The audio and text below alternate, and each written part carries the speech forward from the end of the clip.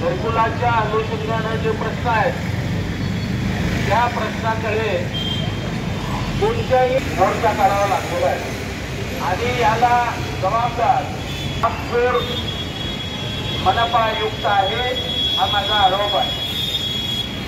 कारण अंदरचं बाहेर गेले पाहिजे आणि बघा इथे यायचं शांत करून बघायचं ते काय आता करायचं येतं पलटून द्या आणि पलटून द्या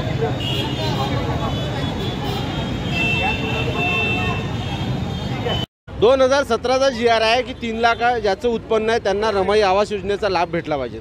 आज 2024 आहे, 6 वर्ष झाले महानगरपालिकेने हा GR लपून ठेवला होता, परंतु आपण 2022 मध्ये तो GR समोर आणून दिला आणि मनपा आयुक्त त्यावेळेचे जे होते त्यांनी आपल्याला आश्वासन दिलं होतं, परंतु 2022 पासून 2024 झाला म्हणजे जवळपास 1 ते 1.5 वर्ष झाला, यांनी अजून कोणतीही प्रोसेस केली नाही। आम्हाला सांगावं लागलं की बा जे लाभार्थी जे होते जवळपास 1800 फाईली इथं पडलेल्या आहेत, जर 5-6 महिने आधी जर ज्या सुरुवातीच्या ज्या फायला होत्या त्या जर तिकडे पाठवल्या असत्या समाज कल्याण विभागात तर तेव्हाच पैसा आला असता। हे फक्त वेळ काढूपणा करत होते। आम्ही यानंतर त्यांना वेळोवेळी म्हटलं, जेव्हा भेट झाली, जेव्हा आम्ही निवेदन दिलं त्यांना असं म्हटलं होतं की तुम्ही त्या यादी तिकडे द्या, नियम जो बदलला यांनी यादी द्यायला वेळ काढला म्हणून हा पैसा इथं अटकलेला आहे।